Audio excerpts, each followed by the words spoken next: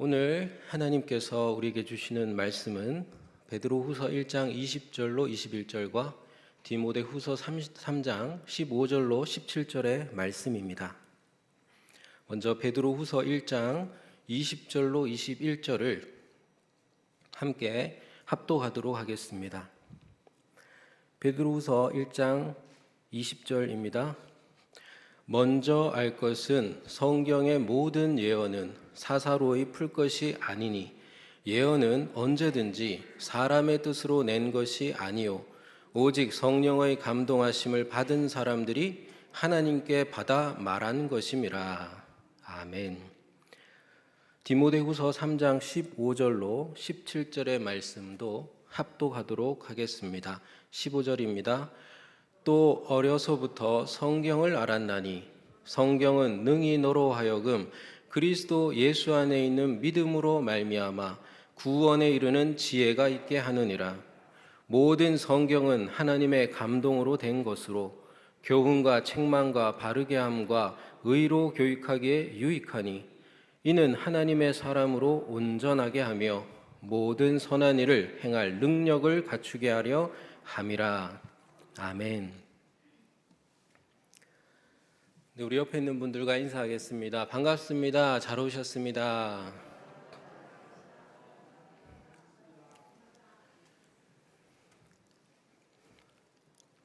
여러분 어디 사세요? 소주는 어디 사는 줄 아세요? 소주는 소주도 독하군 마시면 뿅가리에 산대요. 네, 무슨 말인지 잘 모르는 분들은 옆에서 잘 알려주시기 바랍니다. 여러분은 어디 사십니까? 그 어느 때보다도 사는 곳이 참 중요해졌습니다. 역세권이냐, 학세권이냐, 숲세권이냐 많은 말들이 생겨났고요. 제 아내는 붕세권이라고 그러더라고요. 그래서 내가 붕세권이 뭐냐 그러니까 붕어빵을 파는 곳이 있느냐 없느냐 그런 것까지 따지는 세상이 됐습니다. 아찔합니다. 다들 좋은 곳에 살고 싶어 합니다. 당연하죠. 누가 안 좋은 곳에 살고 싶겠습니까? 다 자기 집에 살고 싶지 남의 집에 살고 싶습니까? 그래서 영끌이라는 말까지 생겨났습니다. 영혼까지 끌어모아서 할 수 있는 최대치의 대출을 받아서 내 집을 마련하자라는 것이죠. 그런데 요즘은 또 금리가 너무 높아져 가지고 이 영끌에서 겨우 집 사신 분들이 큰 어려움을 겪고 있습니다. 계약금이 날아가더라도 계약을 해지하는 일까지 생겨나고 있죠. 지금 저는 육신의 집에 대해서 잠깐 말씀드렸습니다. 다시 질문을 드립니다. 여러분의 영혼의 집은 어디인가요? 여러분의 영혼은 어디에 사십니까? 여러분의 영적인 주소는 어떻게 되십니까? 정말로 영끌에서 영혼을 다하여서 우리가 구입해야 되는 집은 무엇이며 어디에 있을까요? 신학자 미로슬라브 볼프는 성경을 가리켜서 이렇게 말했습니다. 성경은 유일무이하고 대체 불가능한 하나님의 계시의 처소이다. 유일무이하고 대체 불가능한 하나님의 계시의 처소이다. 그렇습니다. 우리의 영혼의 집은 어디냐? 하나님이 드러나는, 하나님이 계시되는 그 처소, 바로 성경인 것입니다. 나이든 목회자 바울이 젊은 목회자 디모데에게 성경의 능력에 대하여서 말씀하고 있습니다. 성경의 능력은 세 가지가 있는데요. 첫 번째가 디모데후서 3장 15절의 말씀, 우리 같이 보겠습니다.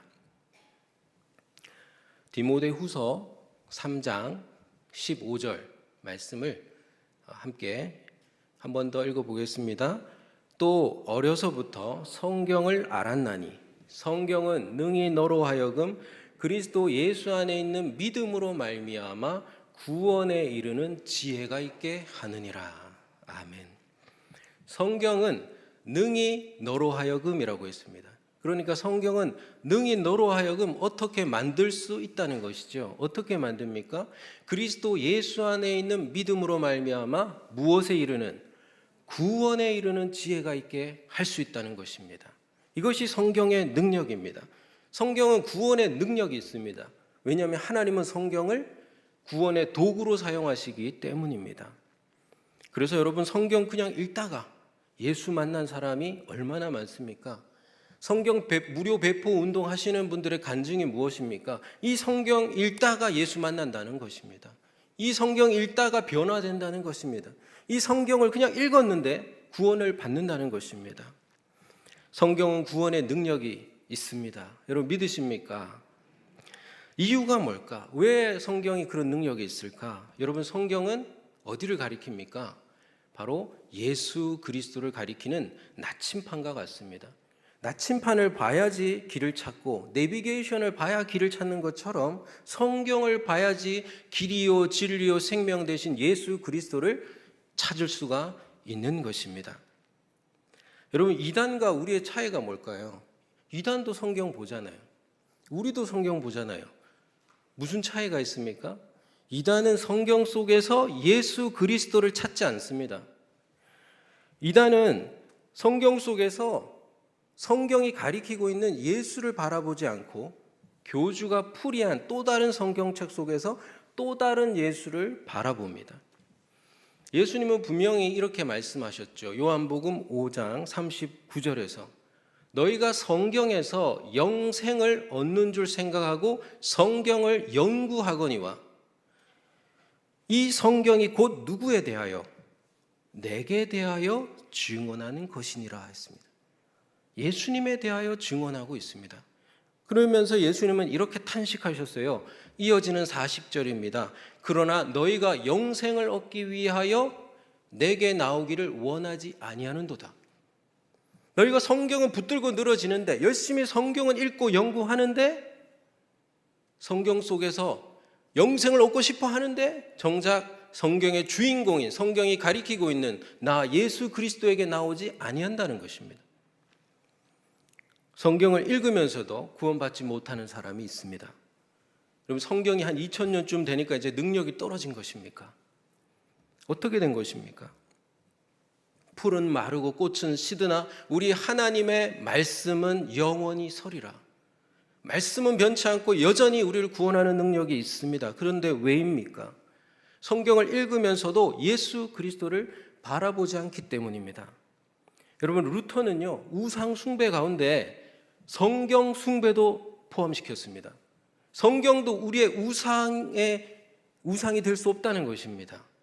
성경은 예수를 가리키고 있는 손가락이고 나침판입니다. 주인공은 예수 그리스도이십니다. 그래서 우리는 성경을 보면서 예수를 바라봐야 하는 것입니다. 그럴 때 구원이 있습니다. 종교개혁자, 우리 개혁교회 조상이었던 칼빈은 성경 전체의 저자는 하나님이시지만 오직 예수 그리스도를 선명하게 드러낼 때만 성경은 생명의 말씀이 된다라고 했습니다. 거꾸로 얘기하면요. 성경을 보지만 성경이 만약 그리스도를 선명하게 드러내지 않는다면 그 성경은 생명의 말씀이 된다 안 된다? 안 된다라는 것입니다. 2023년 염산교회는 이제 성경 일독을 결단하려고 하고 있습니다. 이 성경 일독을 통해서 여러분 성경을 열심히 읽어 나가는 가운데 예수 그리스도를 바라보시기를 바랍니다. 예수 그리스도를 만나시기를 바랍니다. 그 예수님 안에 있는 영원한 생명을 누리시기를 주님의 이름으로 축복합니다. 오늘 제가 여러 번 저를 따라해 주십시오라고 할 텐데요. 한번 따라해 주십시오. 성경은 구원의 능력이 있다. 여러분 믿으십니까?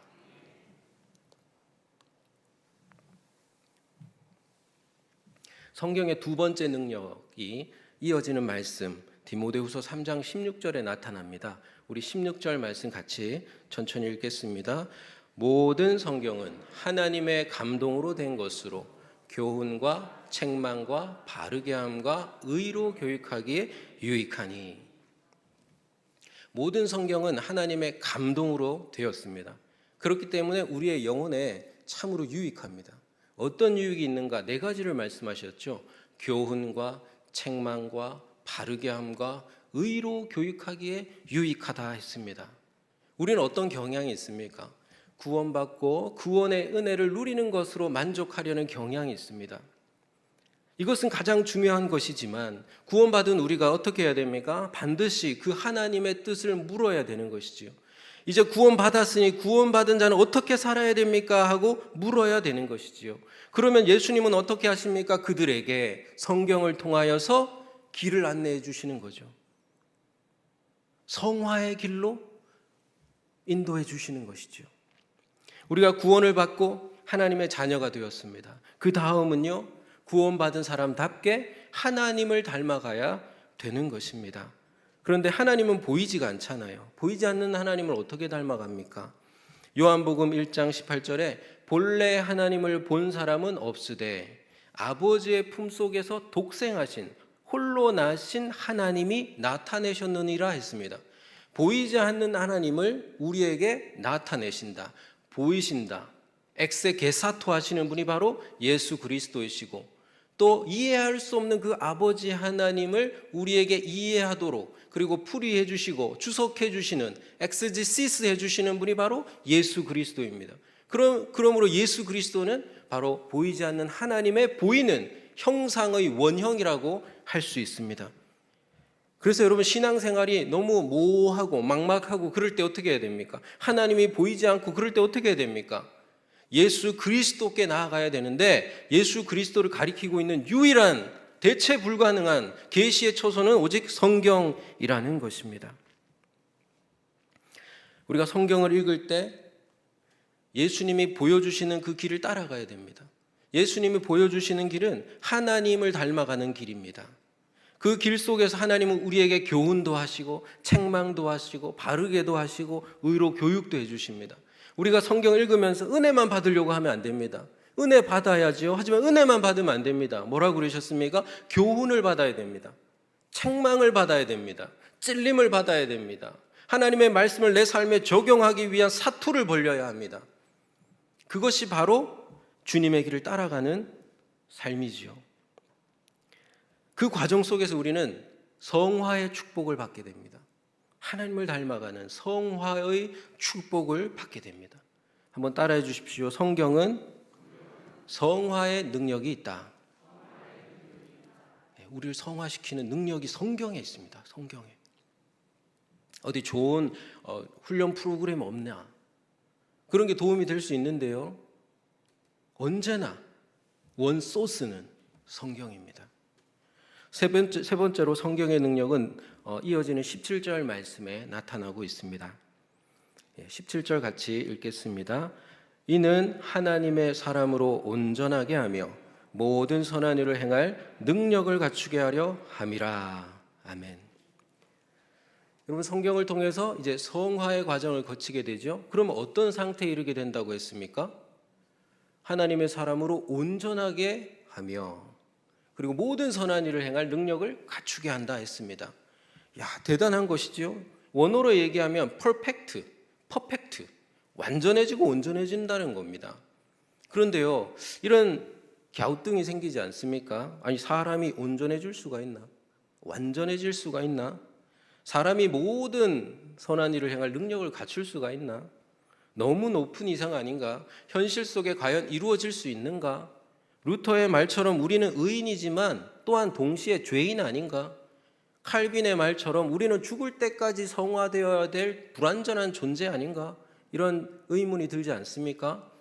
여러분, 그래서 개혁교회에서는 통상적으로는 이 완전 성화라는 것을 인정하지 않습니다. 하지만 웨슬리 전통의 감리교회에서는 이 완전 성화를 인정합니다. 카톨릭 교회 같은 경우는 완전한 덕이라 해서 완덕을 인정하고요, 동방종교회 같은 경우는 신화라고 해서 하나님 같이 된다라는 그런 영적 상태를 이야기합니다. 그럼 누구 말이 맞는 것일까요? 다시 성경을 보십시오. 성경이 무엇을 약속합니까? 하나님의 사람으로 온전하게 한다, 안 한다? 한다 그랬잖아요. 모든 선한 일을 행할 능력을 갖추게 한다, 안 한다? 한다 그랬잖아요. 그럼 누구 말이 맞는 것입니까? 완전 성화라는 것은 있는 것이지요. 우리 개혁교회에 약한 것이 이것이지요. 뭐 조금 잘 못하거나 뭔가 잘못하고 이러면 우리는 다 죄인이니까 타협합니다. 더 높은 곳을 향하여서 나아가지 않습니다. 어제나 오늘이나 똑같은 신앙생활에 만족합니다. 원래 이런 거야. 더 높은 곳을 향하여 나아가지 않습니다. 이게 바로 우리의 약점입니다. 완전 성화를 인정하지 않는 곳에서 나타나는 약점이 뭐냐면 게으름인 것입니다. 거룩한 열정이 부족하고 거룩한 그 게으름이 나타나는 것이죠. 자, 그런데 완전 성화는 또한 틀린 말이기도 합니다. 왜냐하면 사도 바울은 고린도전서 10장 12절에서 이렇게도 말했습니다. 그런즉 선줄로 생각하는 자는 어떻게 될까 조심하라. 넘어질까 조심하라. 선자도 넘어질 수 있다라는 것입니다. 우린 성경을 통해 온전해질 수 있습니다. 그것을 사모합니다. 또한 우린 성경을 통해서 모든 선한 일을 행할 능력을 갖출 수 있습니다. 완덕에 이를 수 있고 신화에 이를 수 있고 완전 성화에 이를 수 있습니다. 하지만 또한 언제나 넘어질 수도 있습니다. 유혹에서 자유로운 완전 성화는 없고 넘어지지 않는 완덕은 없으며 완전 절대적인 신화라는 것은 없는 것입니다. 그런 점에서 완전 성화라는 건 없다라는 말도 맞는 말입니다. 그래서 이 완전 성화를 인정하고자 한다면 완전 성화를 인정하는 곳에서는 반드시 조심해야 될 것이 있습니다. 바로 결코 흔들리지 않는 성인의 경제에 우리가 이를 수 있다라는 이 교만을 조심해야 됩니다. 그래서 살아있는 사람을 세인트, 성인으로 추앙하는 것을 멀리해야 합니다. 성화를 이루어가면서 더 높은 곳을 향하여 완전한 성화를 향하여 사모하며 달려가는 것, 그것이 우리의 자세일 텐데 우리에게 모범을 보여주는 것이 바로 사도 바울이지요. 사도 바울의 유명한 말씀이 있죠. 빌립보서 3장 12절로 14절입니다. 내가 이미 얻었다 함도 아니요 온전히 이루었다 함도 아니라 오직 내가 그리스도 예수 안에서 잡힌 바 된 그것을 잡으려고 달려가노라. 형제들아, 나는 아직 내가 잡은 줄로 여기지 아니하고 오직 한 일, 즉 뒤에 있는 일은 잊어버리고 앞에 있는 것을 잡으려고, 앞에 있는 것을 잡으려고, 앞에 있는 것을 잡으려고 표대를 향하여 그리스도 예수 안에서 하나님이 위에서 부르신 부름의 상을 위하여 달려가노라. 제가 3번이나 13절 끝에 앞에 있는 것을 잡으려고 라고 말씀드렸습니다. 이 말씀에 한번 주목했으면 좋겠습니다. 이 말씀은 에펙테이노마이인데요, 원어로 고대 교회에서는 초대교회 이후 펼쳐지는 고대 교부들의 시대에는 신비신학이라는 것이 형성되기 시작합니다. 지금까지 이어오고 있죠. 이 신비신학 가운데 신비신학은 어둠의 신비신학이라고 지난번에 제가 설교 때 한번 말씀드렸습니다. 그 어둠의 신비, 찬란한 어둠 속에서 우리가 하나님을 향해 나아가는 것, 그것과 관련해서 제가 말씀드린 인물이 위디오니시우스라는 인물입니다. 이 사람이 이 동방의 고대 교회의 신비신학을 완성했거든요. 근데 이 사람이 중요하게 생각했던 게 뭐냐면 엑스타시스였습니다. 엑스타시스라는 건 자기를 초월해서 머리가 아니라 자기를 초월하여 하나님과 영적으로 만난다, 하나님과 하나 된다라는 것입니다. 그런데 이 어둠의 신학을 완성한 사람은 위디오니시우스지만 이 어둠의 신비 신학의 시초가 누구냐면 바로 고대의 동방의 3대 교부였던 카파도기아 교부들 중에 한 명이었던 니사의 그레고리우스라는 인물입니다. 이 니사의 그레고리우스라는 인물은 조금 다르게 이야기합니다. 무지의 어둠 속에서 우리가 하나님을 만나는데 어떻게 만나느냐, 어떻게 해야 되느냐라고 했을 때 이 사람은 하나님을 향한 끝없는 갈망과 소망 가운데 계속 나아가라고 말합니다. 어둠 속에서 신비하게 하나님과 내가 초월적으로 만난다가 아니라 그 어둠 속에서 하나님 알 수 없는 그분을 향하여 끊임없이 갈망하며 소망하며 나아가라는 것이죠. 그래서 그의 영성을 뭐라고 말하냐, 에펙타시스라고 하는데 이 말이 어디서 왔냐? 바로 13절 끝에 방금 제가 말씀드린 앞에 있는 것을 잡으려고 라고 했을 때 에펙테이 노마이라는 이 원어로부터 에펙타시스라는 용어를 만들어지고 이것이 바로 이 니사의 그레고리우스의 영성을 압축하는 말이 되었습니다. 앞에 있는 것을 잡으려고. 이 그레고리우스가 아가서를 주석하면서요, 어둠 속에 계신 하나님을 향하여서 끊임없이 우리가 나아가야 되는데 그 끊임없이 나아가는 영적인 그 상태에 대해서 이렇게 표현을 묘사를 했습니다. 영혼은 하나님의 예리한 창에 찔렸고 믿음의 칼이 가슴에 꽂혔으며 사랑의 화살로 아물지 않는 상처를 입었기 때문이다. 그렇기 때문에 하나님을 향하여서 계속 나아간다는 거예요. 그러면서 마지막에 이렇게 얘기합니다. 하나님은 사랑이시다. 하나님은 알 수 없지만 그 하나님께서는 우리로 하여금 계속해서 하나님께 나아오도록 충동하시는 사랑이라는 것입니다. 저는 이 찬양이 생각났습니다. 찬송가 491장에 저 높은 곳을 향하여라는 찬양인데요. 혹시 기억나시는 분들은 한번 같이 불러봤으면 좋겠습니다. 목소리로만 한번 불러보겠습니다. 저 높은 곳을 향하여. 저 높은 곳을 향하여 날마다 나아갑니다. 내 뜻과 정성 모아서 날마다 기도합니다. 내 주여, 내 주여, 내 맘 붙드사 그곳에 있게 하소서. 그곳은 빛과 사랑이 언제나 넘치옵니다. 아멘. 여러분, 날마다 저 높은 곳을 향하여 계속해서 나아가시기를 바랍니다. 이 가사를 한번 바꿔서 여러분 나중에 불러보시면 좋겠어요. 이제 우리가 1년 동안 계속 성경을 읽을 거잖아요. 읽기 전에 좋아하시는 찬양을 불러도 좋겠고, 이 찬송가 491장을 불러도 참 좋겠습니다.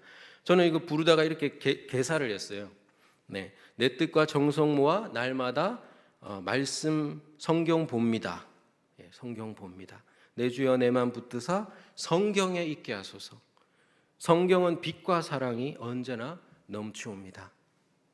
이렇게 바꿔서도 불러보시면서 하나님의 향해 내가 계속 달려가고 나아가는 것, 그것을 여러분 기억하시면 좋겠습니다. 한번 따라해 주시기 바랍니다. 성경은 표대를 향해 계속 달리게 할 능력이 있다.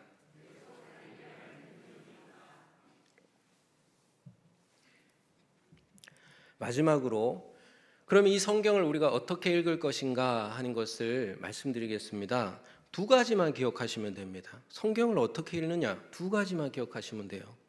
그게 이제 오늘 말씀 베드로후서 3장 1장 20절로 21절입니다. 20절에는 객관적인 원칙이 나오고요, 21절에는 주관적인 원칙이 나옵니다. 이 두 가지만 기억하시면 됩니다. 먼저 20절 객관적인 원칙을 우리 같이 읽어보겠습니다. 시작.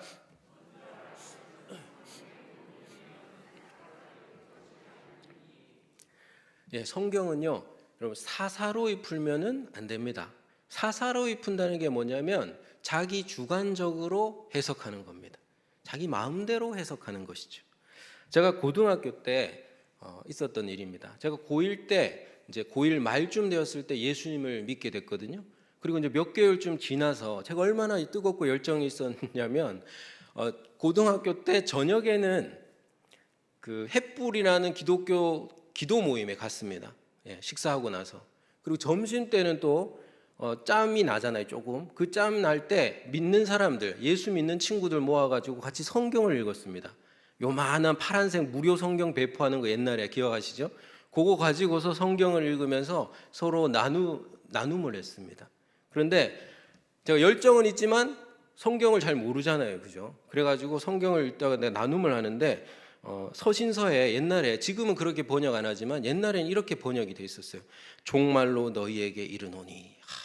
그래서 제가 이걸 어떻게 이해했냐면 종말로, 이 마지막 때에 사도 바울이 우리에게 말한다라는 것이죠. 종말을 의식했습니다. 그런데 여러분 그 종말로가 뭡니까? 예, 끝으로 오거든요. 내가 이 편지 마지막으로 너에게 말한다 이런 거였거든요. 근데 저는 종말의 때에 말한다는 줄 알았어요. 또 그걸 어떤 친구가 그걸 지적을 했어요. 그 수치심이 아직도 잊혀지지가 않습니다. 그래서 제가 지금도 이렇게 열심히 성경을 주석하는 겁니다. 잘못 주석했다가 어떤 망신을 당할지 모르기 때문에. 여러분 이게 바로 사사로이 푸는 것입니다. 여러분 성경을 사사로이 풀지 않으려면 반드시 주석을 해야 됩니다. 목사님들이 반드시 뭐 합니까? 주석책을 봅니다. 주석책 안 보는 목사님들은 없겠죠. 예, 주석책을 봐야 돼요. 주석책 보지 말라고. 이건 주석이 다른 게 아니라 우리가 읽는 성경에도 배경 설명이 있죠. 언어를 풀어주기도 하고 그런 게 주석입니다. 기본적인 주석. 그런 거 보지 말라고 하는 사람이 이상한 사람이에요. 이단들은 그런 거 안 보죠. 보면 큰일 납니다. 왜냐하면 진실이 다 탄로나거든. 자기들이 얼마나 자의적으로 그리고 얼마나 마음대로 사서로이 성경을 풀고 있는지가 들통나기 때문에 이단은 절대 주석을 하지 않습니다. 건강한 교회는요, 건강하게 주석을 하는 교회입니다. 주석이 다른 게 아닙니다. 주석이라는 것은 이것입니다. 한번 따라해 주십시오. 성경을 맥락 속에서 읽자. 여러분, 우리가 아침지를 만들고 그 아침지에 성경에 대한 풀이도 나오고요, 개관도 나오고요, 그리고 우리가 매월 둘째 주에 모여서 같이 성경 통독하면서 성경에 대해서 공부도 하고요. 그런 거 왜 하는 것입니까? 맥락 속에서 성경을 읽어야 하기 때문입니다. 그러니까 가장 안전한 성경 공부는 뭐냐? 뭘까요? 한번 따라해 주십시오. 가장 안전한 성경 공부는 교회와 함께하는 성경 공부다. 여러분, 맞습니까? 예. 매월 둘째 주에 뭐 한다고요? 예, 말씀 사랑방 합니다. 교구마다. 광고 아주 잘하죠, 제가. 예. 둘째 주에 같이 공부를 해야 됩니다. 그래서 묻기도 하고 또 모르는 건 서로 이렇게 배워가면서 또 은혜를 나누면 더 풍성해지니까 그렇게 같이 하는 것이 가장 안전합니다. 그런데 성경을 맥락 속에서 읽는 게 뭐냐?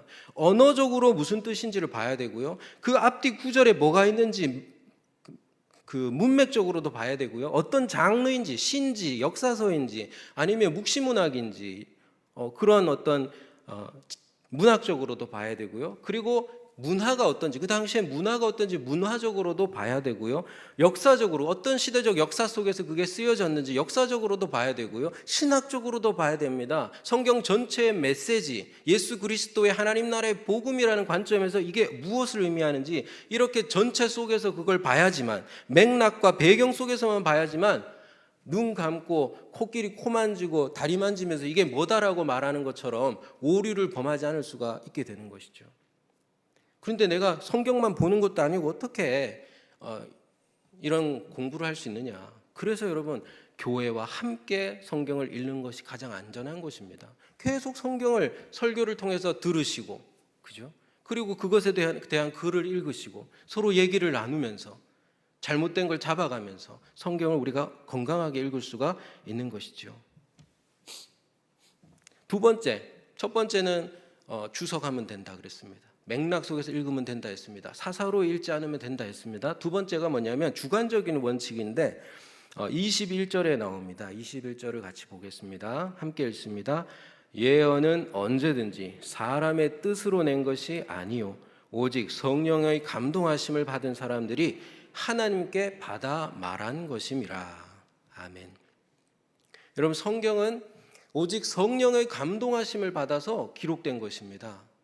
이게 사람이 뭐 연구해서 쓴 것도 아니고요, 창작해낸 것도 아니고요, 개발한 것도 아닙니다.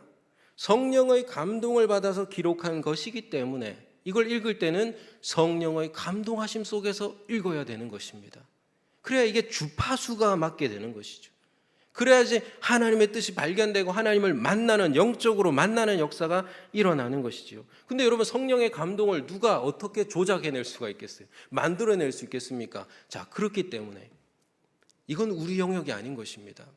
성령의 감동은 하나님의 영역입니다. 자, 그렇기 때문에 우리가 뭐 해야 되겠습니까? 기도해야 되는 것입니다. 나는 성경을 아무리 읽어도 뭐 예수님이 안 보이고, 나는 성경을 아무리 읽어도 감동이 없고, 그러신 분 있습니까? 30분만 기도해 보세요.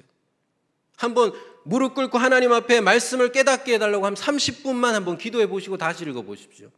성령의 감동이 있을 수밖에 없습니다. 왜냐하면 하나님이 감추어 놓으려고 이 성경을 우리에게 줬습니까? 우리에게 자신을 드러내시고 또 드러내시기 위하여서 알려주시고 또 알려주시고 자기 자신을 우리에게 전달해 주시려고 성경을 주셨는데, 우리가 기도하면서 성경 읽는데도 성경 속에 감동이 없다? 그거야말로 기적인 것이죠. 한번 따라해 주시기 바랍니다. 기도하고 읽으면 성령의 감동이 있다. 예. 여러분, 믿으십니까? 기도하고 성경 읽어서 성령의 감동 속에서 생명의 말씀을 경험하고 살아계신 하나님을 만나는 저와 여러분 올 한 해가 되시기를 주님의 이름으로 축복합니다. 말씀을 맺겠습니다. 여러분의 영혼은 어디에 사십니까? 유일무이하고 대체 불가능한 하나님의 계시의 처소인 성경이 맞습니까? 여러분, 이 성경은 능력이 있음을 잊지 마시기 바랍니다. 우리를 구원하는 능력이 있습니다. 왜냐? 성경의 주인공은 예수 그리스도이기 때문입니다. 둘째로 성경은 우리를 성화시키는 능력이 있습니다. 우리를 변화시키는 능력이 있습니다. 왜요? 성경은 우리에게 주님의 길을 가르쳐주기 때문입니다. 성경은 우리를 끝까지 달려가게 하게 할 힘이 있습니다. 완전한 성화를 이루어낼 힘이 있습니다. 왜요? 성경은 우리로 하여금 그리스도 예수 안에 있는 표대를 바라보게 해주고 그리스도 예수 안에서 하나님이 위에서 부르시는 그 음성을 듣게 해주기 때문입니다. 그래서 우리는 성경 속에서 완전한 성화를 향하여 계속해서 달려갈 수 있는 것이지요. 근데 이 성경은 사서로이 풀면 안 됩니다. 맥락 속에서 읽어야만 합니다. 그리고 무엇보다도 성령의 감동 속에서 읽어야 됩니다. 그렇기 때문에 우리는 기도하면서 읽어야 되고 기도하면서 읽을 때 이 성령의 감동이 우리에게 허락됩니다. 여러분, 영끌하면 안 되는 2023년입니다. 영끌하셔가지고 이 성경 일독을 통해서 계시의 처소인 성경을 내 영혼의 집으로 마련하시기를 주님의 이름으로 축복합니다. 기도하겠습니다.